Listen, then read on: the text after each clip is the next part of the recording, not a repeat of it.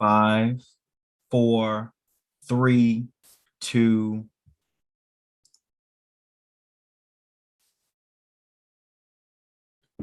Ladies and gentlemen, welcome to Kareem Talks. I'm your host, Kareem.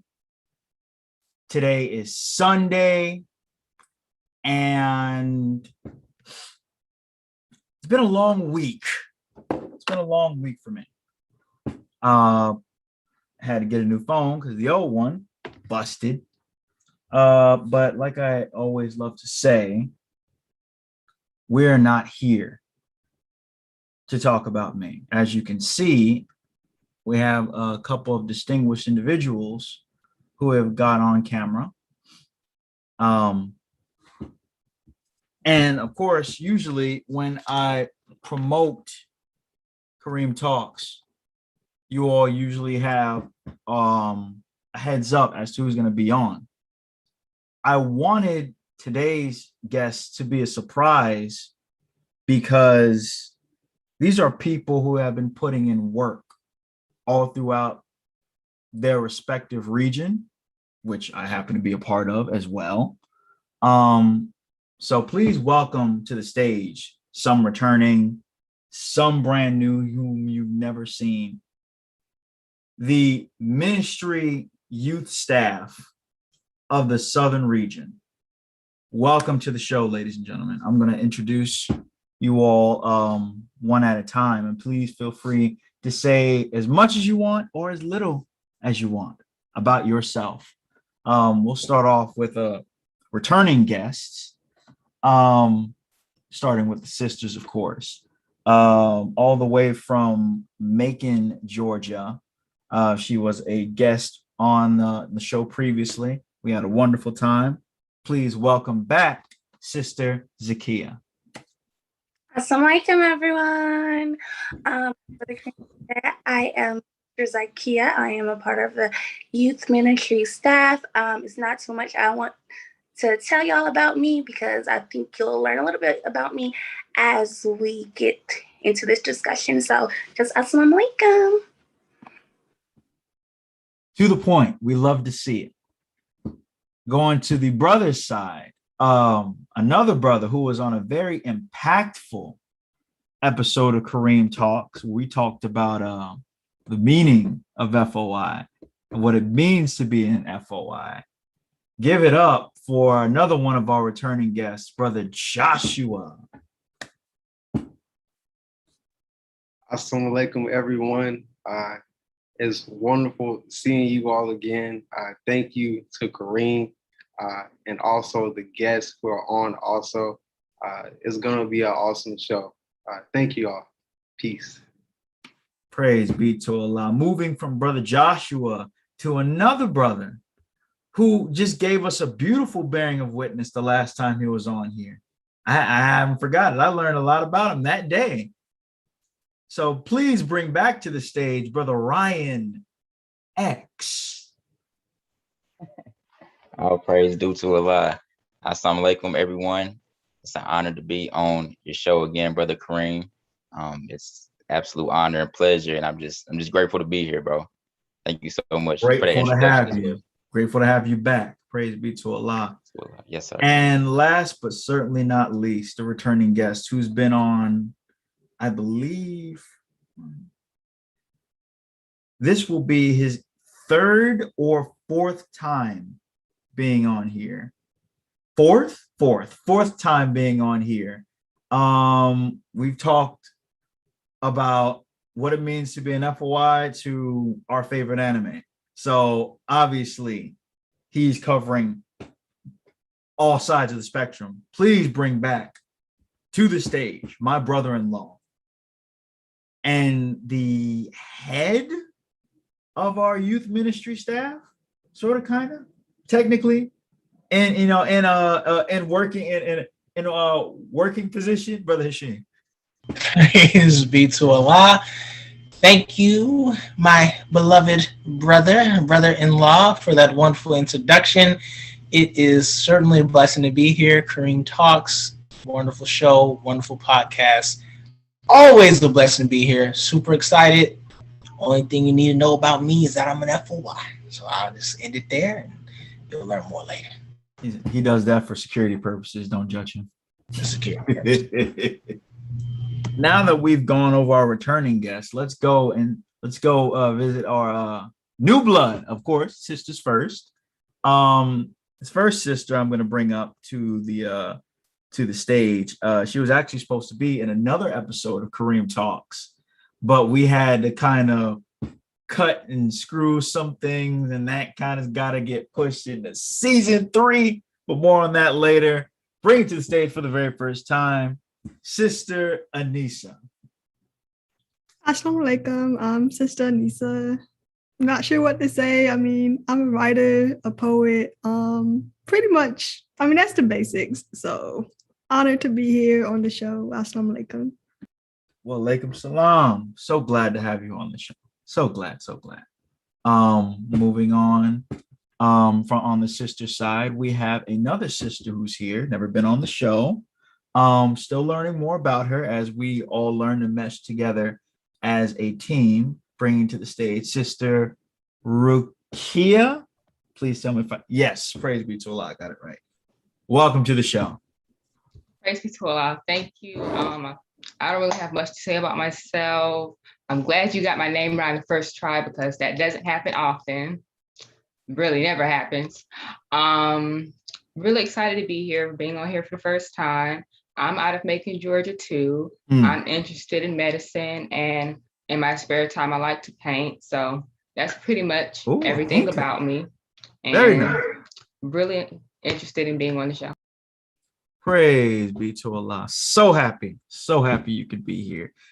And now moving on to the brother side, because we got to round it out. He is currently in Atlanta, Georgia, I believe. Very energetic brother. He's got island roots, I found out recently. I was like, okay. Bringing to the stage, brother Jaquarius X. Welcome to the show. Sakpase. Mabulef. Hey. What's going on, brother? And I want to thank you for having me on the show. I want to thank the other guests for also coming on as well. And I just want to say I'm just your brother, but there's a lot to your brother, if that makes sense. Praise be to Allah. Praise be to Allah. And now rounding it out, he was a last minute addition to the show, but we gotta keep it to moving. Bring to the stage my brother, your brother, our brother, brother Basir Muhammad. Welcome to the show. Welcome. Assalamu alaikum, family. Thank you all for allowing me to be here. It's definitely a pleasure. I'm just honored to be here amongst these great guests, and I feel really quite undressed, if you ask me. Just been busy working, so please excuse my attire. You all right. If anyone here isn't dressed, that's me, but that's because host fit. By the way, you can buy this all at kthecreator.com. But more on that later. Now that we have introduced everyone, let's get into the topic at hand, which is the youth of the future. Now, as I said, all of these beautiful brothers and sisters are hard workers in the southern region. And I want to start off, a little icebreaker question. What does it mean to be a youth in the Nation of Islam in this day and age, in this particular time period? Anyone can tackle that. Whoever feels like they're up for it. Alaikum salam. So to be a youth in the Nation of Islam in this day and age, when you read the Bible, naturally it was the youth who took them into the promised land. But they didn't do it by playing games. Do it by picking flowers. They did it through war. When you go and you look at King David, who at the time I believe was either 14, was he? When he battled Goliath, he didn't engage in something. He didn't engage in a game with Goliath. He engaged in a battle to the death at 14 years old. Mm. So to be a youth in the Nation of Islam in this time means to be ready to take on the responsibility and the reins of the Nation of Islam, to take on the responsibility of your people, to move us into the promised land, not by playing games, not by trying to cling to some false sense of childhood that you don't have, but to enter into battle with the enemy and to kill the enemy of self, and if necessary, if you are faced in a situation where you have to, the enemy outside of self and the enemy in others, in order to resurrect our people and bring them to a state of life. So this is the time for the youth of the Nation of Islam to begin to fill positions of leadership. And I'm going to end it on this. Brother Abdullah was a regional minister at 27. Malcolm X was the national assistant at 27. Minister Sharif was a regional captain in his late 20s and supreme captain in his early 30s. So what happened that there was a time when a young man had enough juice as a man to lead a nation to where now you can't even get a young man to push 3 final call? What's happened? The enemy has come amongst us, and they have turned the strong God that the young black man is supposed to be at 18, 19, 20, and 21, and they've turned him into a sissy. So now it's time to de-sissify the black man, put him back on top, and the black woman, which we don't call women sissy, we don't call women that, but it's time to woman up the black woman, the young black woman. But I'll be honest with you, these young sisters, they be ready. It's really the young brothers, to be honest with you. Young sisters be ready. Y'all be on fire, just facts. But it's time to man up the black man and man up and woman up the black woman so that these young people can take these positions and lead us to life. So that's my answer. Praise be to Allah. Woo. One answer. Okay, student minister. Okay. Anyone else? I had something. Go ahead. Okay, so when I think of that question, the first thing that came to mind is that, especially in this dispensation time, we are the answer to our ancestors' prayers. Are what they prayed for when they were on those slave ships. We have the potential to be gods, especially the youth in the Nation of Islam. Not only are we the prayers, we're the answer to our ancestors' prayers, we're also in a journey and work where we are being made into actual gods, patterning ourselves after the coming of God, who came in the person of Master Muhammad through his messenger and his divine reminder, the Honorable Minister Louis Farrakhan. So not only are we the answers, we are being fashioned into gods, by the teachings of the Most Honorable Elijah Muhammad. So I feel like we're in a very historic moment in time. I feel like it's so much potential in our youth, in our young people. We just have to really hold on to the foundation of these teachings, the reality of God, and just also work in a way that's, you're being you're an individual. We're all Muslims. We're all under the mantle of youth. And I'm not even going to say particular youth in the nation, because the minister said, when he's talking about the Nation of Islam, he's not thinking about just the little nation. He's thinking of all Black people all over the. You have to remember that when Master Muhammad came, he started with us, but it wasn't going to end with us. He wanted to resurrect the Black man and woman all over the world to put us back into our positions as supreme rulers, but not rulers that will be like the white man and what we have been under his oppression, but to be righteous rulers who will be able to give freedom, justice, and equality to all, regardless of creed, class, or color. Beautiful answers. Beautiful answers. Okay. By the way, for those of you all watching in the audience, please leave your questions and I will hand them over to you all to answer, of course. Speaking of which, we have a question coming from my mom. Hi, Mom. Did all of you all grow up in the nation, or did you come later in life, with your family, or who wants to tackle that one? Assalamu alaikum. Walaikum salam. Go ahead, Brother Jaquarius. Well, I'll be the first to say, no, I did not grow up in the nation. I came around the age of 20, going on 21. I actually was, in the mud, as the messenger himself was in the mud.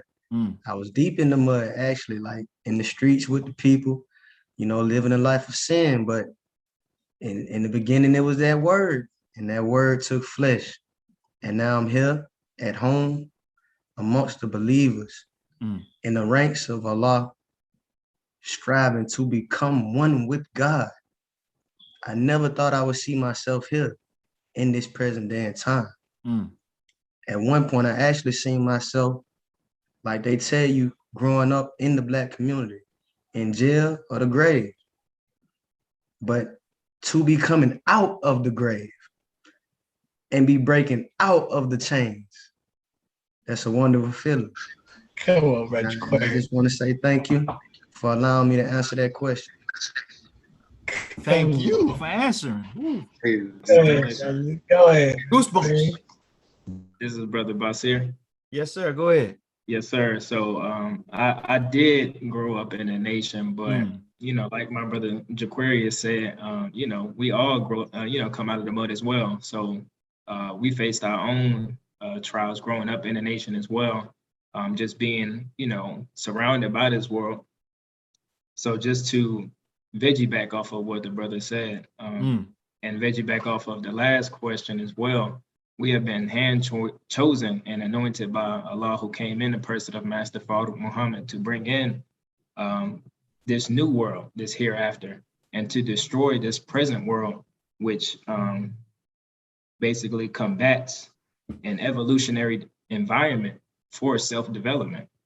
So yes, sir. Praise be to Allah. Anyone else? I'm going to ask the question again. Did all of you all grow up in the nation, or did you come later in life with family? I'll also answer. I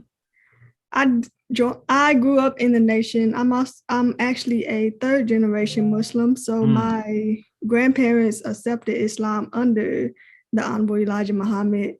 But of course, once the Honorable Elijah Muhammad departed, a lot of things happened, and so my grandfather ended up leaving and becoming a Jehovah's Witness, and my grandmother stayed. So family drama, I guess. But accepting, or being a third generation Muslim, but still having to accept the teachings for myself, because as we say, not every child of a Muslim is a Muslim child. So really having to accept it for myself, and that process was really, joining the Farrakhan Twitter army, just finding ways to be involved in different aspects of the nation.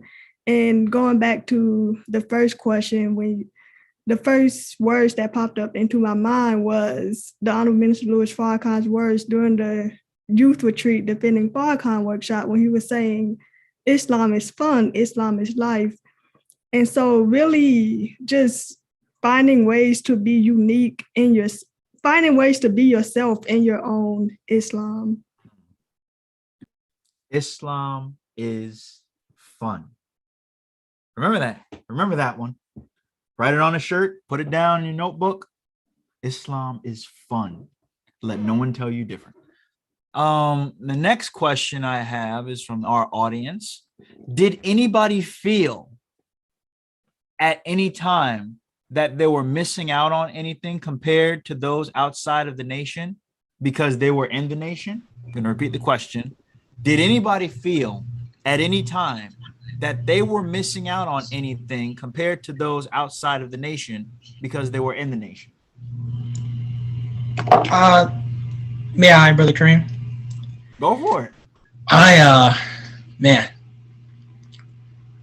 one thing that I always thought about was during my time in high school, when I was a high school student, I wanted to play football, but I was of course, I was born and raised in the nation, so I was homeschooled.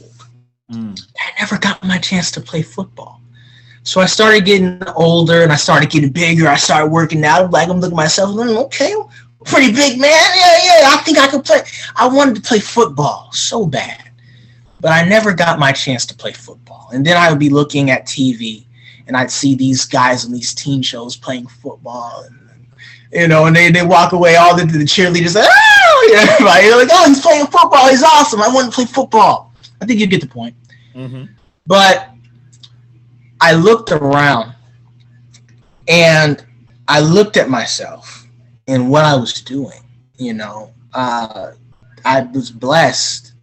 At like 11 years old, I was trying to sell the Final Call, and my father wouldn't let me go out with him at the time. He said, you're kind of small. It can be kind of dangerous out there sometimes, which it can be, because I've had guns pointed at me and things like that.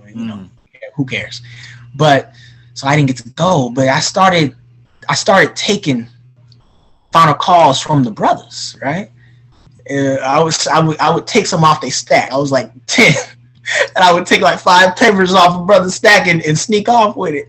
And be like, who took the paper off my stack? I'd take them off, and then I'd go outside to the corner store, and that was my spot. I'd be pushing these brothers' papers, and I would slip the money back near their area. I just wanted to push. I kept none of the money for me. I pushed the Final Call, and then I take all the money I got and I put it right back on the brother's stack. And they'd be like, oh, well, the money's here. They didn't know about it, but I was doing that. And I looked at myself and I said, man, if I had went to public school and I had played football, how much of that person would have survived? If I had been in public school and allowed myself to be influenced by them, right? Playing football, how much of that person who was willing to sacrifice and just wanted to distribute the word, how much of that person would still be there in the end? So yeah, sometimes you may feel like you're missing out on something, but understand that those who dedicate themselves to Islam in their youth grow to be on the level of angels. So you can spend your entire now if you did play football, I'm not down on you. But what I'm saying is you can spend your whole life on sports. It's okay to play sports. If you're playing football, you don't have to quit, but give some time to the nation. Because you can spend your entire life playing sports, but at the end of the day, there's another young man who's spending his entire life on the teachings of the most honorable Elijah Muhammad. And by the time you're 40 and he's 40, you probably won't be in the NFL, and you'll just be able to say, I played football in high school, but he'll be able to say, Allah has risen me to the level of an angel. Right? So which one would you rather have? You are being made into a God. At my age right now, some people will say it's arrogant. It's not arrogant. I truly believe in my heart that I could go up against anyone. I believe in the only person I believe more in than myself is Allah. I believe in myself a lot. And I would put myself up against you and your whole team. I'm dead serious. I'm dead ass, as we would say. Me versus you and your team of 20 friends. I will take you both. I will take all of you in the ring and F you up. Because I Remember, this is being dedicated my recorded. life. And I plan to keep dedicating my life. So that's my answer. Got you. Wow. Always with the fire. Always. Always. Anyone else?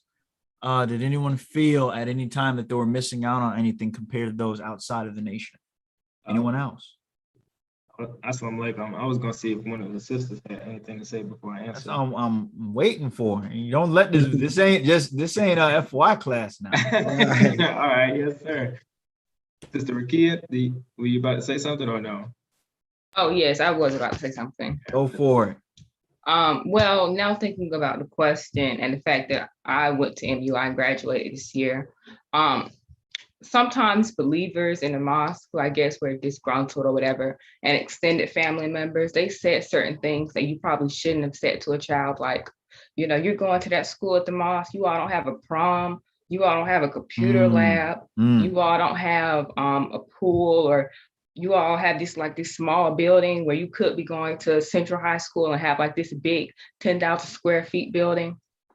Or it was either other family members saying, well, you can't dress how you want, or you can't eat pork, or you can't, drink at an early age, like I guess their children were doing. And it was all these different things. And they were saying it's not freedom, but it's also not giving me much freedom, because where would I be if I was doing the things that you all consider true freedom? So I never felt like I was missing out, or there was things that I wasn't able to do, because everything I really wanted to do, I was able to do. Because I don't like dancing in public, so I wouldn't like going to prom.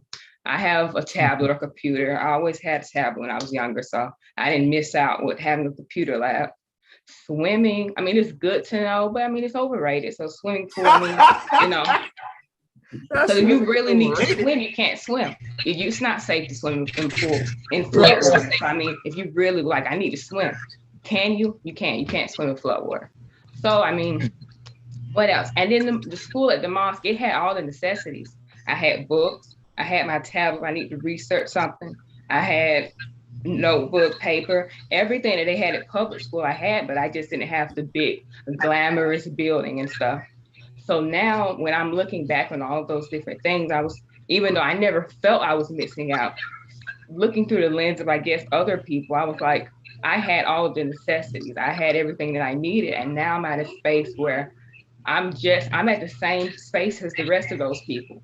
So I'm at college now with people who were at public school who had all of those different things.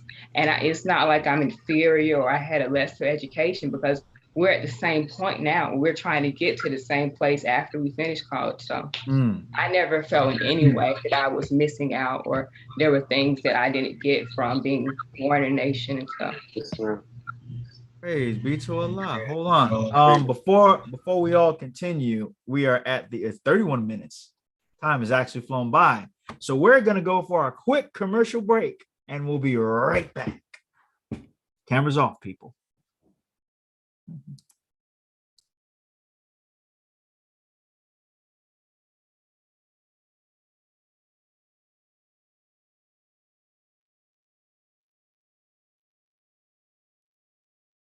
Hi, my name is Raiden Scott. My name is Yasmin. It's Jamari X.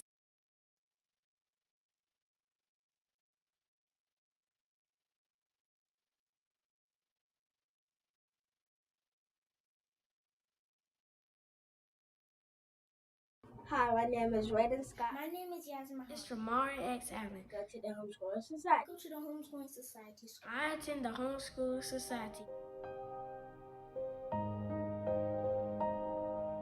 Greetings. My name is Sabbath Muhammad, founder, owner, and CEO of the Homeschoolers Society.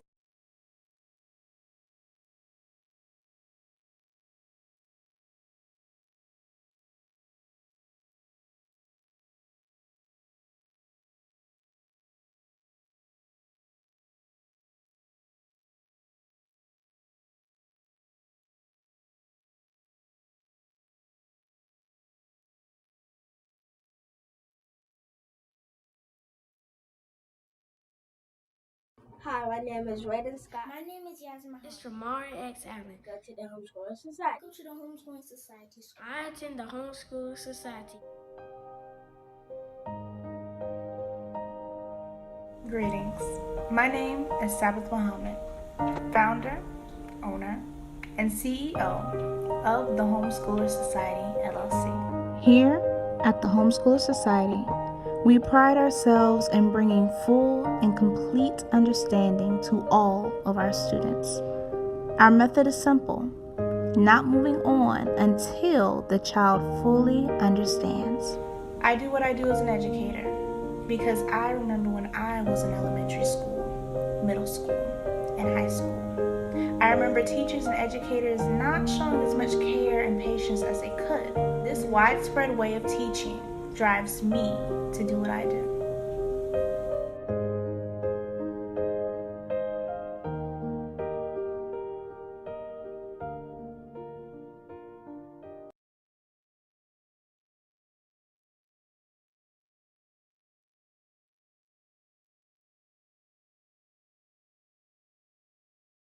And we are back, ladies and gentlemen. Apologize for the technical difficulties. That's one of the first time that's actually ever happened.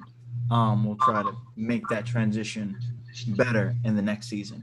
By the way, for those of you all in the future, when I start this up again, if you have businesses that you would like to promote on the Kareem Talks podcast, please DM me on IG at K_the_creator on IG. That's K the creator on IG. Also reach out to me on Twitter, same handle, and reach out to me on Facebook as well. By the way, I have merchandise. If you'd like to buy a snapback, a hoodie because it's fall and you know it's cold, pens, cups, whatever you love, that is Kareem Talks merchandise. Head over to kthecreator.com. That is kthecreator.com. Yes, sir. Looking forward to your purchase because your man's needs money. Anyway, back to the topic at hand. Brother Joshua, were you going to answer the question? Or Yes, sir. I can add to the question. I believe it was you ever feel like you were felt like you were left out as a youth? Growing out, I always felt like not left out in a sense that I wanted to be like you, or like left out in a sense of like, dang, why aren't you being like this? Or aren't you gravitating to this knowledge, to this understanding? And I can never see exactly like why is this not awesome to you? And so as a child, I had to learn how to play the fool very early on, because having this type of knowledge, people cannot handle you. It says in the Holy Quran, it says, surely there are youths who believe in their Lord, and we strengthen their hearts and increase them in guidance. That's absolutely true. Allah will reveal things to you at an age that will put you in a conscience that is above other people's conscience, simply because you have the teachings in the nation. You listen to the Honorable Minister Louis Farrakhan. So growing up, I had the feeling of, dang, like, why aren't you with me on this? Like, we can come forward. Then as time moved on, I learned how to line people's wants up with the want, freedom, justice, and equality. And I was able to figure out, like, hey, you are with this, you just don't understand how it can benefit you. And so over time, I got it out of my system and kept kept moving, kept it grooving. Praise be to Allah. Yes, sir. Praise be to Allah. I have another question before I go back to our audience. Okay. And this one is really for the sisters, but anyone can answer, and anyone can really answer this. But what struggles did you all have in being if you had any, what struggles did you deal with in being a part of the Nation of Islam, as far as being a youth is concerned?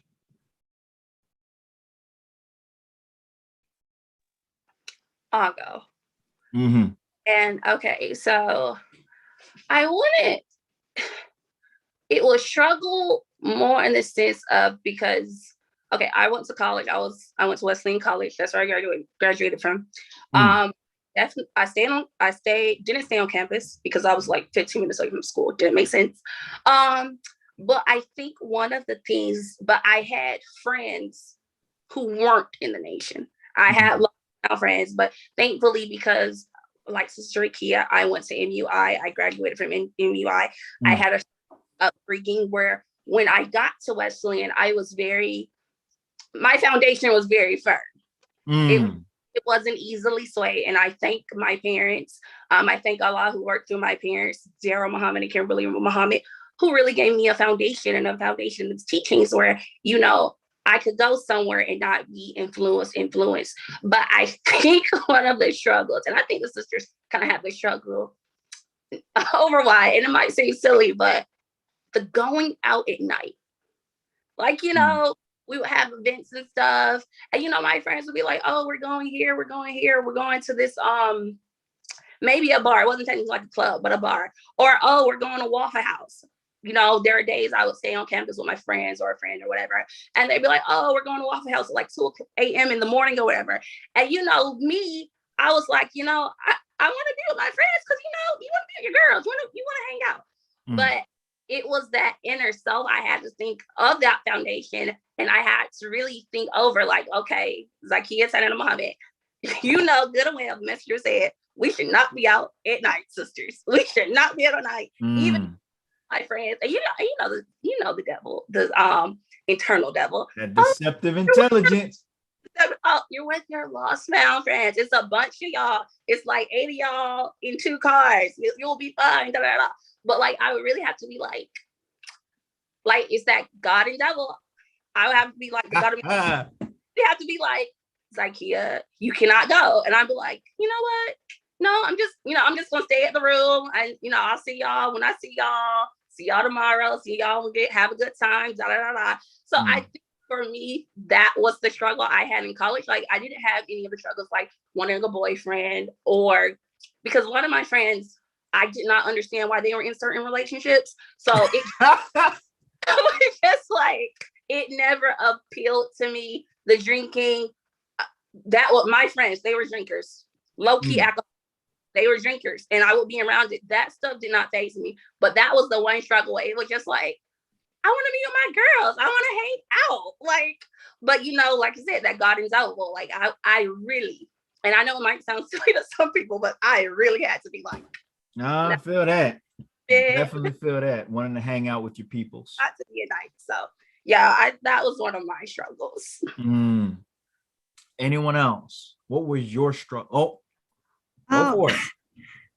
Well, kind of like Zakia, I can't remember like a lot of personal struggles per se. I mean, I didn't go to a MUI. I went to a cyber academy, Georgia Cyber Academy, but I was never really like influenced with this world. I mean, I'm not attracted to alcohol, cigarettes, and all that stuff. Not attracted to having a boyfriend. Don't want that for myself.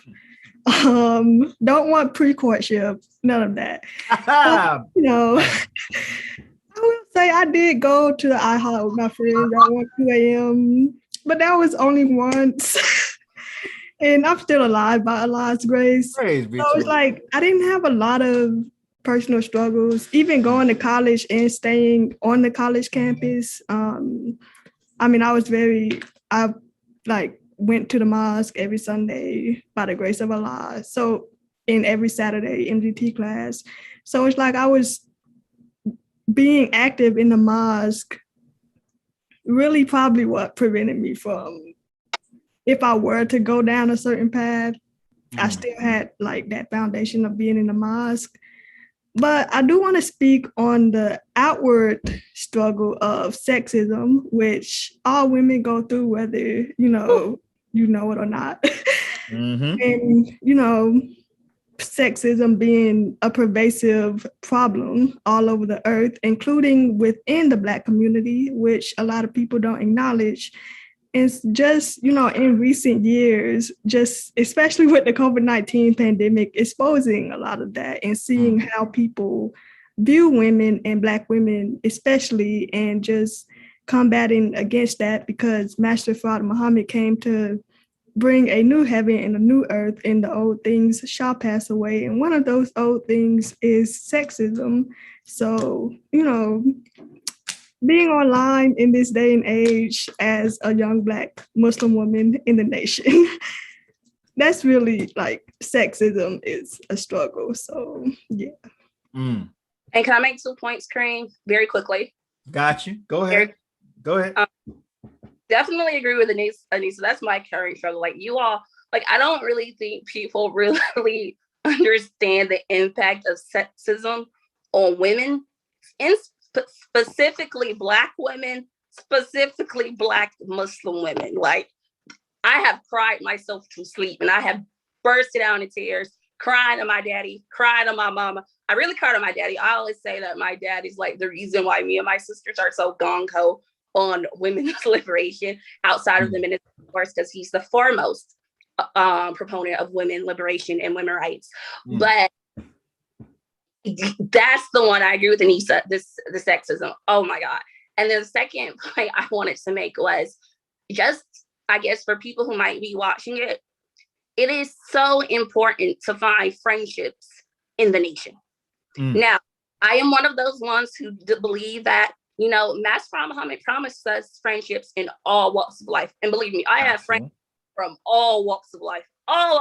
And they know I'm a Farrakhan, like all walks of life. And if you do these teachings right, and you understand the teachings and what the God wanted to really teach us, you will have that. I have that. But it's nothing like finding genuine friendship amongst people who believe that God came in the person of Master Muhammad. That the Honorable Elijah Muhammad is his messenger and is now God, and the Honorable Minister Louis Farrakhan is the Jesus in our midst. And also, that's right. It is nothing. That's right. When you have friendships built on the foundation of the teaching, and it can be hard. I mean, I went through a point where junior year, sophomore year of college, I was going through something. Like I only had lost known friends, and I would tell my mom because that's who I was around. And I was telling her, like, I like my friends, at college and stuff, but I said, I really want like friends in the nation, because I said, that's a different level of friendship. That's a different level of platonic intimacy with somebody. That's a totally different level. And I would just say, if you don't think you'll find it, you're going to find it. I found my bitch like 4 or 5 years ago, kind of picked up along the way as I've grown. You're going to your village, but I'm telling you, you're going in and out. Sisterhood, brotherhood. You're going in and out. You're going in and out. You hear me? Yes. But make a short point. It is not genuine friendship in the. Boy, I hate to be one of those believers, but the devil trying to cut her off, because I ain't not named one thing you said. Not named one. We got a good amount of it. Can I add to what she was saying? Got a good amount. Got a good amount of it, but it's just like you were like, like towards the end. But can I bear witness to what she was saying though? Go ahead.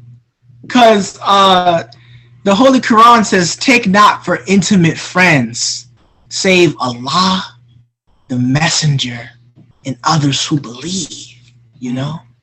So the birds of a feather flock together. That's a universal rule. And the enemy, the reason why they've gotten in, they're so afraid.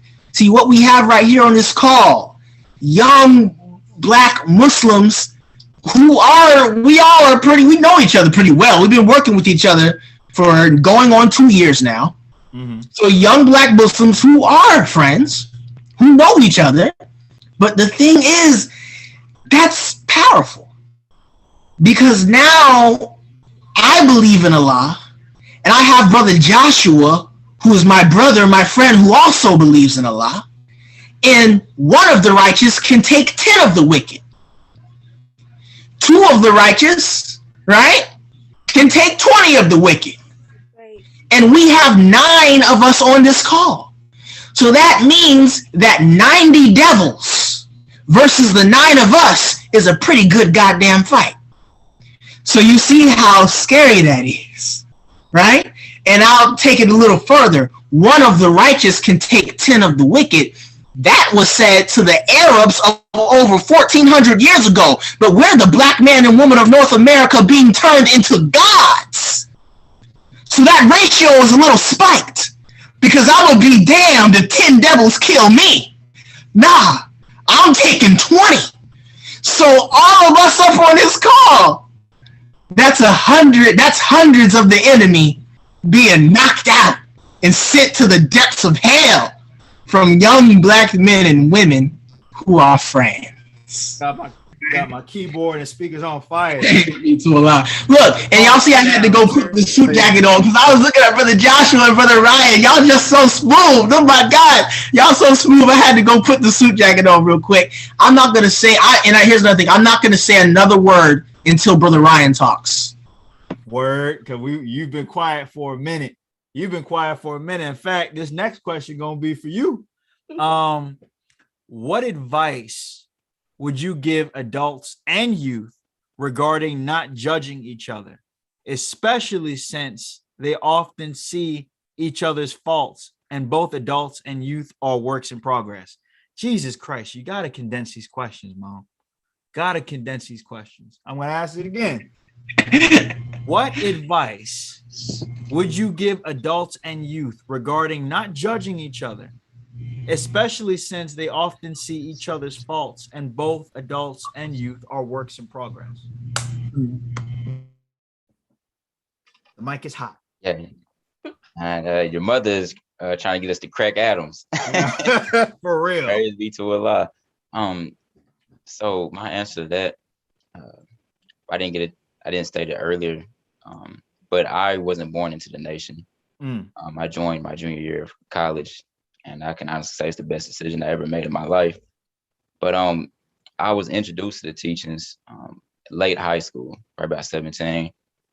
And when I finally came into the nation, the reason that I didn't join earlier is because I felt like personally I had to be perfect to come into the nation.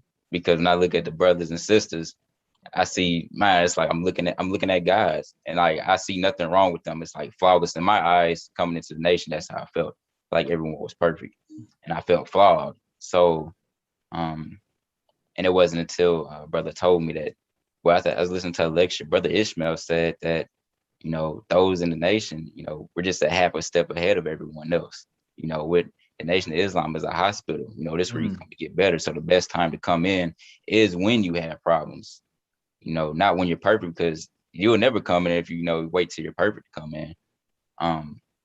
So that right there, I think we shouldn't be so judgmental as young people and adults, because that right there can run a lot of people away, especially from joining the Nation of Islam. If everybody was judged on what they did and coming in, there won't be no new converts. And I talked to a lot of people, friends and things like that, who aren't in the nation, and 9 out of 10 of them say, "Well, I got to get my stuff together first. I got to fix this and fix that." So, but that's just a byproduct of coming up in a judgmental society. I was talking to Brother Kasha that when we was out pushing. Thank Allah for Brother Kasha, man, beautiful brother. I wish he could Wish he been was on here. the He's here show in today. spirit. Mhm. Yes, sir. But I was telling him, I was like, it's important. We was talking about the minister, because the minister always, one thing I loved about the minister and helped me accept myself coming into the nation, the minister is always transparent about all the things he's done in life. Mm-hmm. No, he doesn't hide anything. So if the minister can do that, he can come out and tell about the things he's done and relate to us and our flaws and see how high a lot put the minister up. That really encouraged me to be like, man, okay, I can talk about my flaws to others, be transparent, and help them come in as well. So just being that clean glass of water. Let's focus more on the inside, focus more on being that clean glass and not being judgmental. And that right there is, I think it's a big key. Be the clean glass. That's all you got to do. Anyone else? Anyone else? What advice would you give adults and youth regarding not judging each other, especially since they often see each other's faults and both adults and youth are work at progress? Anyone else want to cover that before we get to our closing comments? Assalamu alaikum.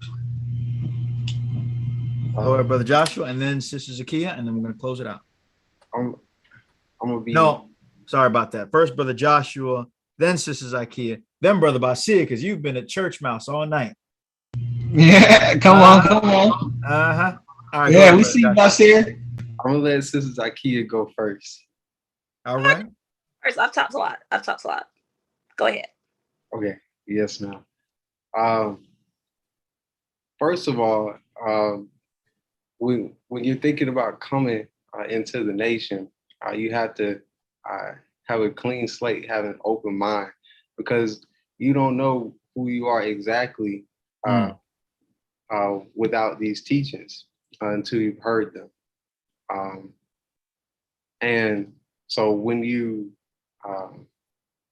being non-judgmental outside of the nation, yeah, it's easy to judge each other based off the world, what it has given you. But try something that was here since the beginning of time, because what's here in the world was not always here. Things were built up and established by men, but there was a universal law that was already established by the creator of the universe. So try what's original before you try to try what's on the outside. So that's all. Come on, Josh. Come on, wait, Brother Joshua. Sister Zakia. Praise be to Allah. Can you hear me? Because I know it's okay. I'm going to say two of the things I think we need on both sides is communication and grace. We need to, and we have to remember that through our sojourn here in America, specifically the Black men and women of America, the white man, our oppressor, he wanted the old against the young against the old. We can see that through history of Black revolutionaries. We can see that through history of the Civil Rights Movement, the Black Panther. We can see even on the commentary of the Nation of Islam. And when they comments about the messenger, oh, he's too old, he's senile, we need something new, the nation. So this is a tactic that is in our community, that's purposely done and has purposely been rooted in us as a community. And I think first is we have to have communication on both sides, because we always like to talk about how, young men for war, old men for counsel. That's great. But in that's a sign of communication is there. Communicating, meaning old men, they trust the young men. Of course, young men, young women, etc., etc. The old men trust the young men and young women to get the baton and move on and go to newer heights. There's a communication. So I feel like sometimes as older people, you have to trust that the younger generation, we have this. We're proving we're going to get this done, and we're going to move our nation or move our world to the next level. At the opposite, though, on the other side, because we want to keep it balanced, we have to understand as young people, as we said, old men for counsel, our ancestors, those over us who have done this, been there, they have the blueprint. We don't need to make nothing new up. We just have to add on to the blueprint that they have given us. And we have to take their counsel and be humble enough to take it. And I know we're young. I know I do it. I do it sometimes. Sometimes that humble, that it can get us because we just think we know. We, especially us who were born in this time, we just think we know everything. I can admit that. I just think I know everything, all this knowledge stuff sometimes. But we have to be humble enough where we do take counsel. And there has to be that communication and trust on both sides where I, as the young person, I'm trusting this ancestor. I'm trusting this older person that he or she, they're going to lead me to where I need to go. But then as the older person, you're trusting and communicating with the youth that they're going to take it to the next level. We have been trained for this. We have grown up in this, and you have to allow trust. And on the side of the older, you have to allow young people are going to make mistakes. Mistakes are going to happen. We're not perfect. They themselves made mistakes in these positions. They themselves, and that comes into that grace, they themselves had to have grace. Those who were over them, they had that grace, and they themselves have to give young people and those under them grace. So it's a two-way street of communication and grace on both sides. Wow. Praise be to Allah. Brother Basir, you're up to bat. Yes, sir. Praise be to Allah. Hard to come back after that fire she just put. But I would give the analogy of a car. You know, you don't drive a car by looking in somebody else's. So we have to focus more on our own journey, our own progression. And if we focus more on what Allah has set for us, we don't have time to focus on what somebody else is doing, what they're not doing. You know, concentrate on running our vehicle. So fixated on our relationship with Allah that we don't have time to get distracted with what somebody else is not doing, how they run their vehicle. I think the main problem that a lot of us have is that we come in with the mentality that everybody is perfect. And everybody is not perfect. What makes us perfect, though, is our strive for perfection to, you know, to be in accord with Allah. And, you know, when we understand that what makes us perfect is our striving for perfection, then, you know, we can embrace each other as so. I think the main thing that often, a lot of times we do is we confuse, you know, the perfection of Islam with the perfection of man. And those are two separate things. The Honorable Minister Louis Farrakhan said that Islam is perfect, but man is not. You know, we often make mistakes. And oftentimes we look at the man that's carrying the message, his mistakes, instead of looking at the message that's perfect and putting aside the mistakes that he may have made. And that enables us from moving forward because we're so fixated on, you know, the mistake that they have made at that point in time and not the message that they bring. So, yes, sir. Praise be to Allah. Praise be to Allah. Can I make a Wonderful quick answers. comment? Oh, hold up. Brother Jaquarius, then Sister Anissa. Everybody got something to say. Now we going over time. Praise be to Allah. It's a great show, brother. It's a great show. Praise be to I just Allah. wanted to say, before the youth and the elderly can even begin to even think about a connection, we must first, the youth and the elderly must establish a connection with self. See, if you don't have that connection with yourself, how can you ever build a relationship with anyone else? Come on, bro. Outside of self. See, we must look and we must know that the past, the present, and the future are all happening simultaneously. Come on. See, if the past, present, and future are all happening simultaneously at the same time, then the youth need to be looking at the generations that came before. And the older need to be looking at the generation coming behind. Come on, Reggie Gray. So when we know that these things are all connected, and you can't Come have one without the other, and you can't do this without doing that. You can't connect the bridge and the connection without first connecting with yourself. And you can't look forward if you ain't look backward and study history. Because history is the best teacher. Then that's the only way we're gonna be able to do it before we even make a connection. Come on, we have to do with this. Come on, Magic Chris. Good God Almighty, man. Come Put on. that man on a roster. Come on, Magic Chris. Come on now. All right, closing out with you, Sister Nisa. Yes, sir. So Sister Zakia made me, when she was talking about communication, and one of the obstacles is ego on both sides. You know, we as youth, a lot of us in the nation, like, oh, we're the Joshua generation and all of this stuff, even though some of them aren't even, you know, Come let on. me just Say it. Come on, say it. well, I'll just say, like, Joshua followed Moses, and if you're not following the modern day Moses and what he is saying and his instructions, then you can't fully claim to be following after Joshua. Come on. Yes. But the ego of both sides, and, you know, on the older side, I'm a pioneer. I came in 1981. You need to listen to everything I say, even though it's from the past and we're evolving. So on both sides, that ego is in the way, and really everybody just needs to humble themselves on both sides. So that's really all that I wanted to add. Can I add on to that real quick, Brother Kareem? Boy, everybody. This is the last thing, brother. This is the last thing. This is the last thing. I'm sorry, brother. The minister said during our Ramadan, you know, that who is more fit to wear the robe of Allah. And I think we really need to focus in on that, on his statement right there. And it was instructions too, and that, you know, stop judging because you're not fit to wear. I didn't know that there was two Allahs.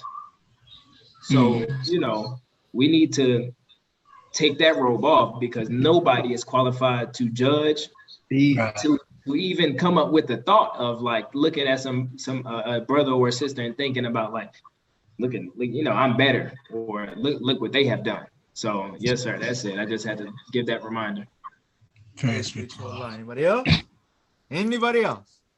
Going once, going twice. I got it. One thing, Brother Kareem. And this is something that Regional Minister Abdul Sharif Muhammad said to me. And, you know, anything this man says, just all of us youth, you know, man been with the Minister Farrakhan, so Brother Sharif is that mentor for you. You want to listen to him. He said, old man for counsel, young man for war. And he said, the problem is a lot of old men don't want to be for counsel. He said, they still try to be war. And that, you know, that's not that time. But I say that, you know, that kind of stuck out to me, but it just comes to playing, you know, your role and playing it properly. Just as Zakia was saying, that means there has to be communication. We have to win counsel, because there are some that want to be that counsel, but we don't always accept the counsel, you know? So it just comes down to, you know, everybody playing that proper role and taking your proper place. And like Sister Anissa was saying, the Joshua generation, you have to prophecy has to be made true. That's one thing that we forget. Prophecy does not have to happen that way. You don't have to. The Mrs. Farrakhan did not have to accept the mission. He accepted it at the end of the day. If he was forced to accept it, then he wouldn't truly be the man of God. It was in his heart to do it. He had, the Mrs. Farrakhan does have free will. He did not have to accept the mission. That prophecy did not have to happen. He made it happen.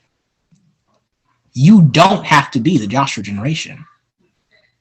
Remember that. It doesn't have to be you. Allah can replace you. Make it happen. Make the prophecy true.